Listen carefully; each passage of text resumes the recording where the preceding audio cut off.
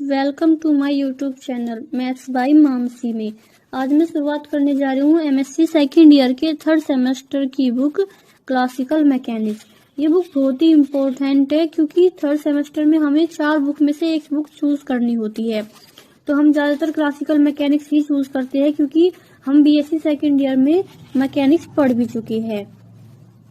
तो आज मैं शुरुआत करूंगी इसके first chapter mechanics of A particle and system of particle से।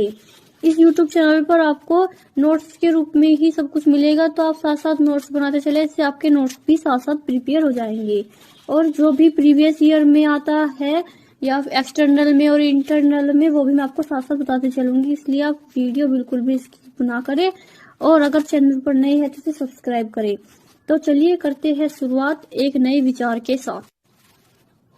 तो हमारा नया विचार है, इतिहास लिखने के लिए कलम नहीं हौसलों की जरूरत होती है। तो चलिए शुरुआत करते हैं उन्हीं हौसलों के साथ।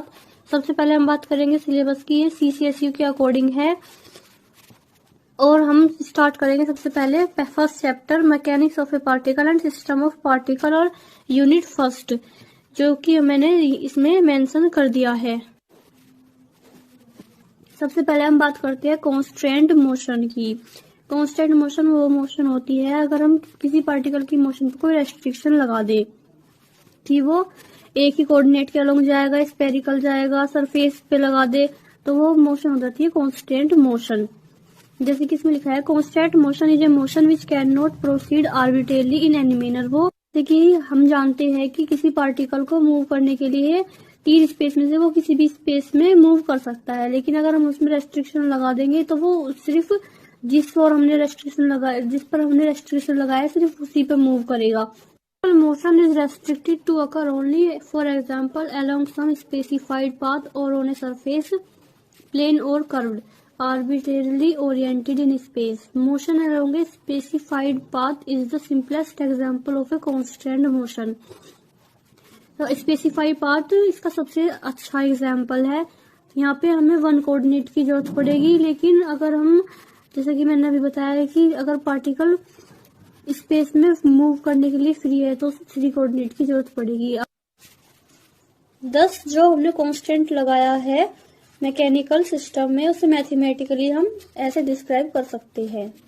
सबसे पहले एग्जांपल फर्स्ट, हमने एक मोशन ली है सिंपल पेंडुलम की वर्टिकल प्लेन पे, तो हम उसे या तो एक्स वाई कोऑर्डिनेट में या आर और थीटा कोऑर्डिनेट में हम उसे डिफाइन कर सकते हैं।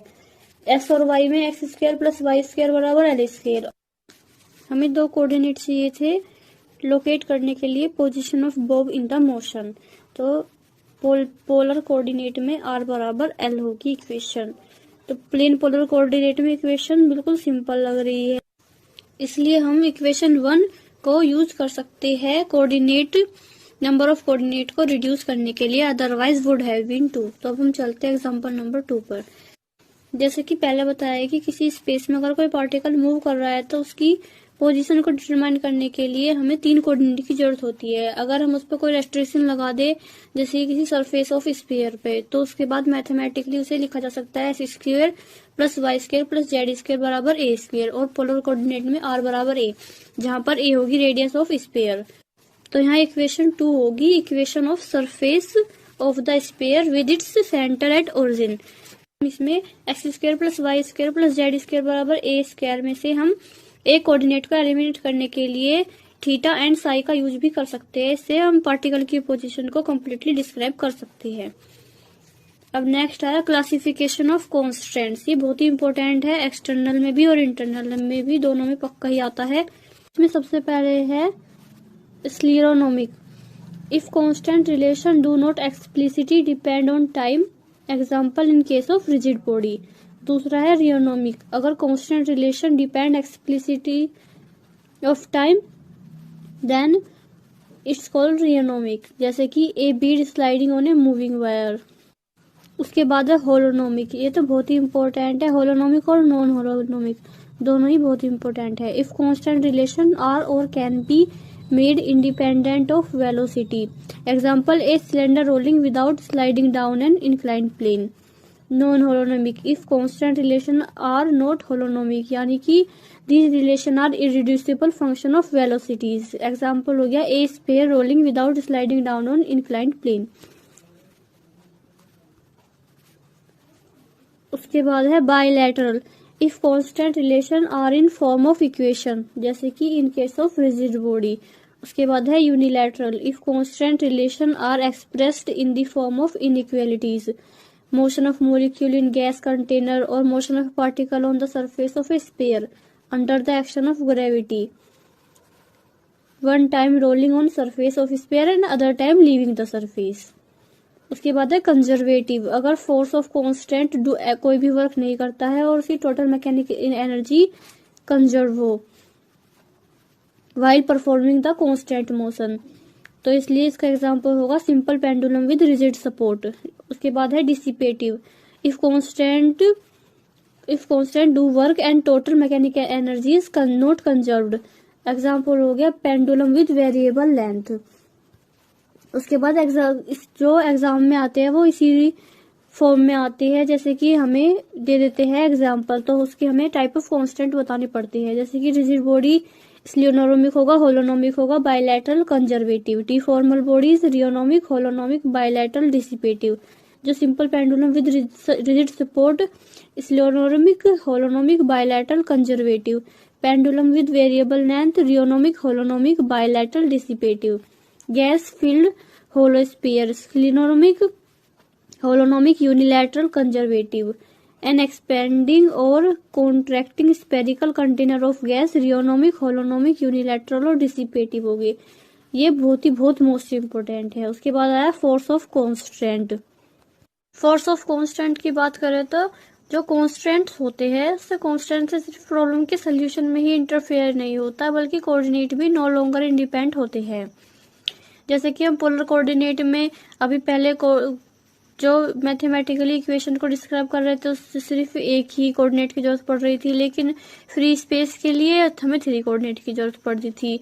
लेकिन जो कांस्टेंट होता है वो एक फोर्स सिस्टम पर रेस्ट्रिक्शन लगाने के लिए एसोसिएट करता है, वही फोर्स कहलाता है फोर्स ऑफ कांस्टेंट। हम जनरली लॉ ऑफ मैकेनिक्स में फोर्स ऑफ कांस्टेंट द्वारा क्या गया कार्य 0 लेते हैं जब सिस्टम मोशन में हो, लेकिन इसका ये मतलब नहीं है कि फिजिकल मोशन भी अलाउड होगा, नॉट कंसिस्टेंस विद कांस्टेंट्स।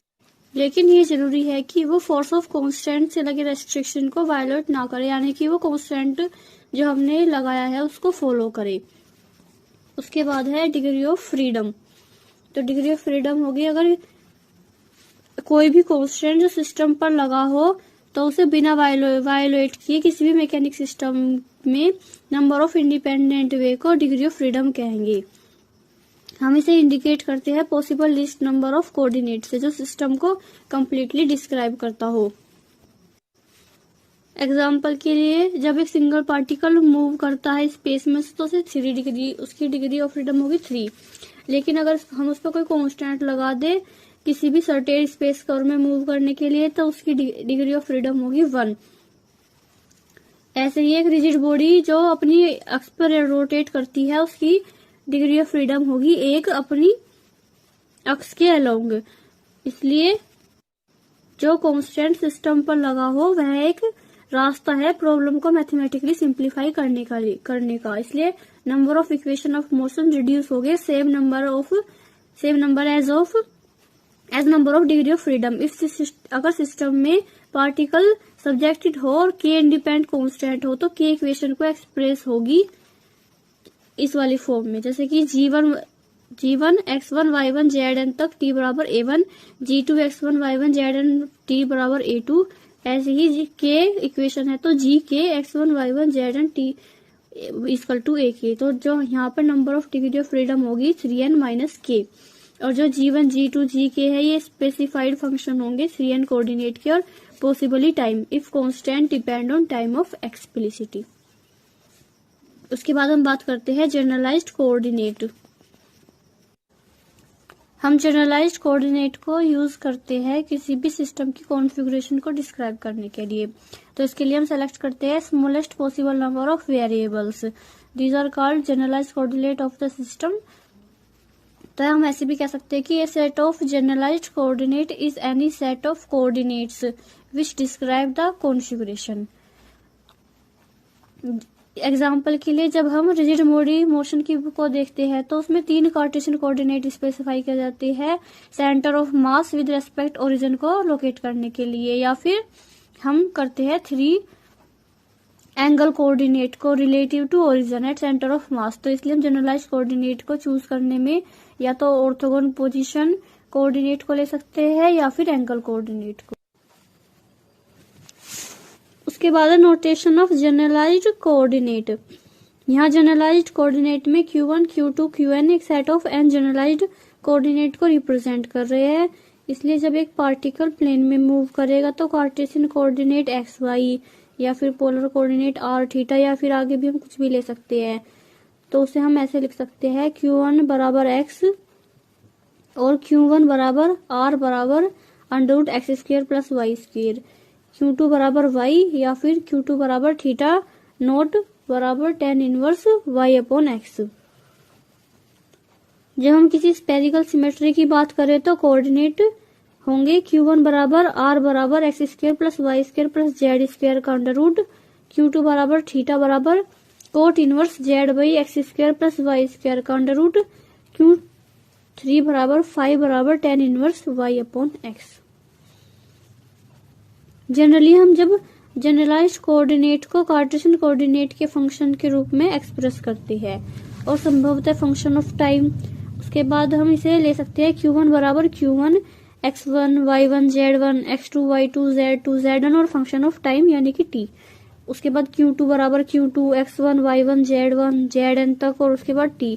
ऐसे ही Q3n और zn तक, फिर उसके बाद t for a system of n particle जो कांस्टेंट फ्री हो और जिसकी रिक्वायरमेंट होगी 3n जनरलाइज्ड कोऑर्डिनेट हो। जो इक्वेशन है 3n कार्टेशियन कोऑर्डिनेट से 3n जनरलाइज्ड कोऑर्डिनेट में ट्रांसफॉर्मेशन हो जाएगी। उसके बाद है जनरलाइज्ड नोटेशन। सबसे पहले है उसमें जनरलाइज्ड डिस्प्लेसमेंट। ये बहुत ही इंपॉर्टेंट है। जनरलाइज्ड नोटेशन इंटरनल और एक्सटर्नल में हमेशा आता ही आता है। हम मान लेते हैं कि एक small displacement n particle system में डिफाइंड है बाय चेंजेस डेल RI इन कार्टेशियन कोऑर्डिनेट, जहां RI में I बराबर 1 to n तक, जिसमें टाइम t फिक्स हो। तब हम आसानी के लिए डेल RI को आर्बिट्री वर्चुअल डिस्प्लेसमेंट कंसीडर कर लेते हैं। तब RI function of generalised coordinate होगा, जो इक्वेशन द्वारा इस तरह से डिफाइन किया जा सकता है। RI बराबर RI Q1 Q2 से खींच Q3n और t।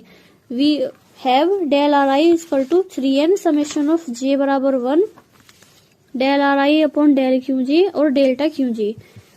यहाँ पे डेल्टा t बराबर 0।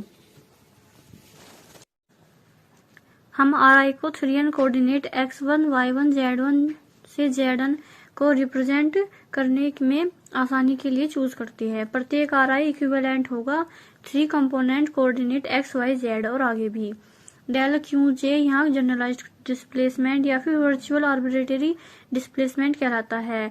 अगर QI एंगल कोऑर्डिनेट है तो डेल QJ एंगुलर डिस्प्लेसमेंट होगा। उसके बाद है जनरलाइज्ड वेलोसिटी।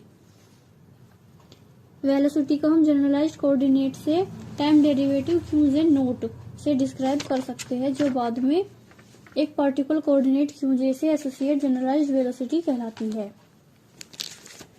जैसे कि RI बराबर RI Q1 Q2 से Q3n t तक। उसके बाद RI note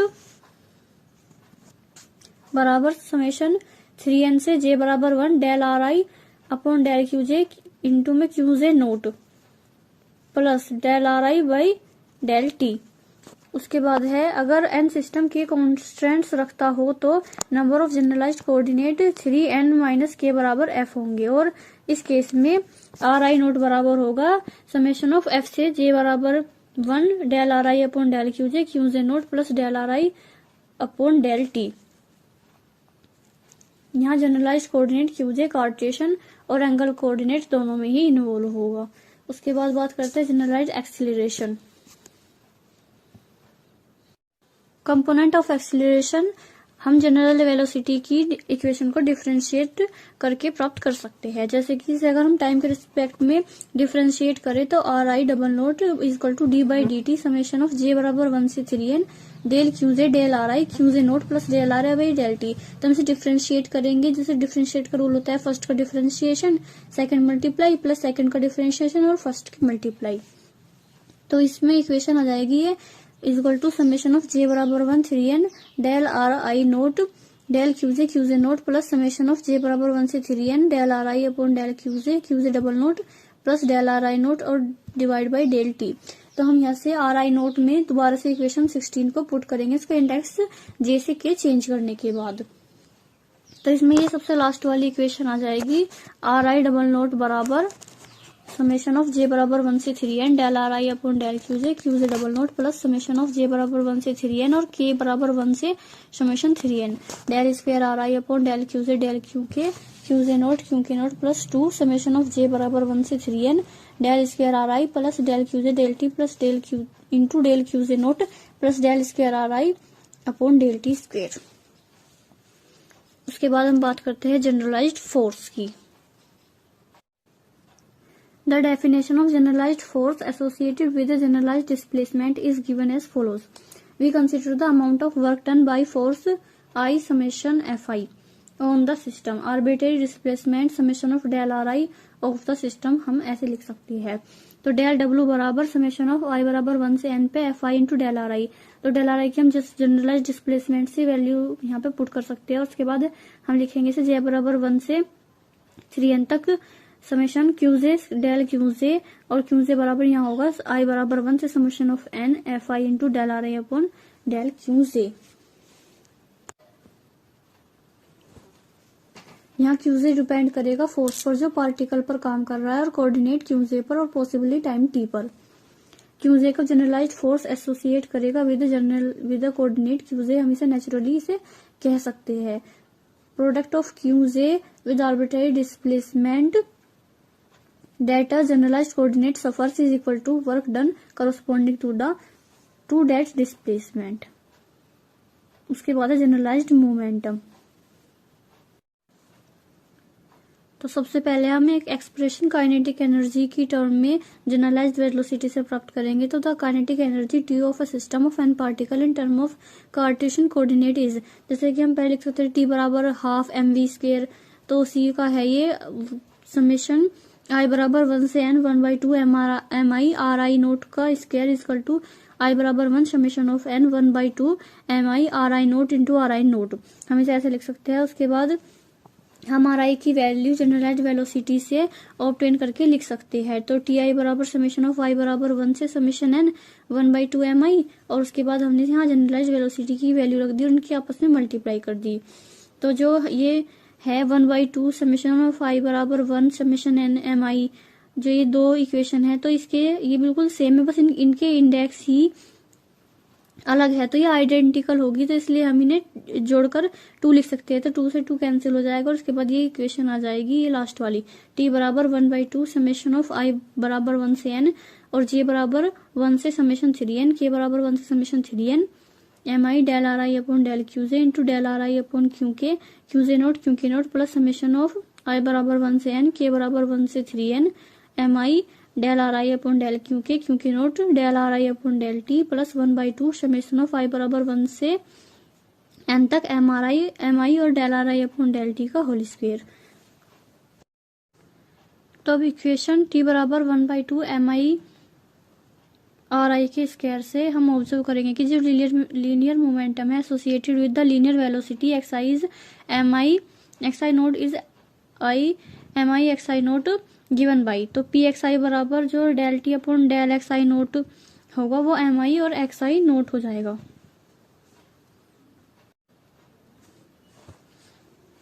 the momentum associated with generalised coordinate q k is similarly defined and is called the generalized momentum pk associated with a coordinate qk।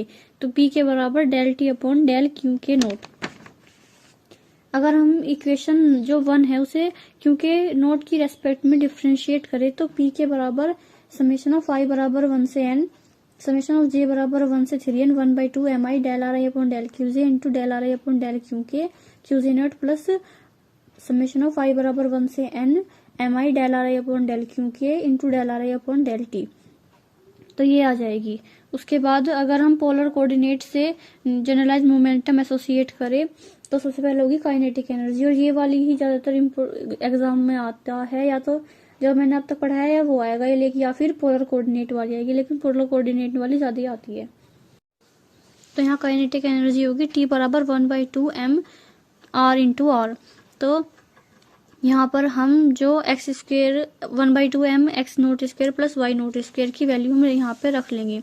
तो kinetic energy बराबर T बराबर 1/2 m del are I upon del r into del are upon del r. तो r note into are note plus 1/2 m del r by del theta, del r by del theta, theta note into theta note plus के 2 bracket 1/2 m del are upon del r into del r by del theta are note into theta note. तो उसके बाद हम जो equation first ली थी उसके जैसे ही हम इसे यहाँ पे लिख लेंगे। उसके बाद अगर x बराबर आर कोस थीटा, y बराबर आर साइन थीटा हो तो डेल y बराबर del R sine theta, del X बराबर डेल आर बराबर cos theta, del X by del theta equal to minus R sine theta, del Y upon del theta बराबर R cos theta हो जाएगा। और हम इसे इसमें इक्वेशन में पुट करेंगे ऊपर वाली में ही। तो T बराबर 1/2 m cos square theta plus sine square theta are note into are note plus 1/2 m R square sine square theta plus R square cos theta, theta note into theta note plus 2 1/2 m 1 minus R cos theta sine theta plus R sine theta cos theta are naught theta note. तो उसके बाद जो ये cos square theta plus sine square theta ये तो 1 ही हो जाएंगे। तो इक्वेशन आ जाएगी equal to 1/2 m R naught square plus R square theta naught square. उसके बाद अगर हम जनरलाइज मोमेंटम होगा तो पी आर बराबर del T upon del R naught equal to M R naught, और पी थीटा बराबर del T upon del theta naught equal to M R square theta naught. ये हो जाएगा एंगुलर मोमेंटम। बाद है जनरलाइज्ड पोटेंशियल। अगर force acting on system डेराइवेबल हो scalar coordinate v से जो केवल पोजीशन पर डिपेंड करता हो, तो v is potential energy of the system and work done by the force on system in an arbitrary displacement del are i of the system को हम ऐसे लिख सकते हैं del w equal to minus del v is equal to minus summation of i से n तक del v upon del x i into delta x i plus del v upon del y i into delta Y I plus del v upon del Z I into delta Z I. तो del w बराबर equal to minus del v equal to minus summation of k बराबर 1 से 3n पे del v upon del Q के into delta Q K. तो हम इसे लिख सकते हैं इक्वल टू k बराबर 1 से समेशन 3n तक क्यू के इंटू डेल क्यू के। उसके बाद है Q K equal to minus del we upon del Q K. इसमें जो डेफिनेशन ऑफ क्यू की है generalized force is natural one होगी। तो also del we upon del Q K हम समेशन ऑफ आई बराबर 1 से n तक del we upon del x i into del x i upon del Q k plus del we upon del y i into del y i upon del Q k plus del we upon del Z I into del Z i upon del Q k लिख सकते हैं। उसके बाद minus summation of i बराबर 1 से n F I into del are upon Q K जो equal होगी equal to minus of Q K by generalized force से। उसके बाद है जब सिस्टम कंजर्वेटिव नहीं हो we define generalized force Q J associate with a coordinate Q J. तो क्यूजे नोट बराबर होगा minus del we upon del Q J plus D by D T del U upon del Q J naught where u may be called a velocity dependent potential or simply generalized potential since it gives rise to generalized force qg। उसके बाद है limitation of Newton's law. जो direct application of Newton's law की solving dynamic problem has में limitations. तो सबसे पहले है कि अगर ये लॉ सिर्फ इनर्शियल फ्रेम में वैलिड होते हैं जो कार्टेशियन जैसे डिफाइन होते हैं। नॉन इनर्शियल फ्रेम के लिए ऐसे फ्रेम अटैच होते हैं जो अर्थ रोटेटिंग के साथ एक्सिस ऑफ रोटेशन के अराउंड या किसी ऑब्जेक्ट की motion with respect to earth is a motion in non inertial frame of reference. एक ट्रांसफॉर्म्ड वर्जन जो न्यूटन्स लॉ ऑफ मोशन का वो मिलता है स्यूडोफोर्स में ऑब्टेन होंगी, जैसे कि कोरियोलिस फोर्स और सेंट्रीफ्यूगल फोर्स। उसके बाद है second, as this law require complete specification of all the force acting on a body whose motion is under consideration at the all instants of time, there use possess inconvenience, further as they restricted to Cartesian frame they become more inconvenient to use. तो ये हमारा first chapter हो जाता है यहाँ पे complete. तो आज की वीडियो यहीं देखिए, आगे की वीडियो आपको जल्दी चैनल पर मिल जाएगी। और इम्पोर्टेंट पार्ट मैंने इसी चैनल पर all solve paper previous year हर सेमेस्टर के प्रोवाइड कर दिए, तो आप जाके देख सकते हो। और वीडियो के डिस्क्रिप्शन में जो शॉर्ट वीडियो में मैंने इंटरनल एग्जाम की जो वीडियो बनाई है उसका लिंक डाल दिया है, तो आप डिस्क्रिप्शन में जाके उन्हें भी देख सकते हो।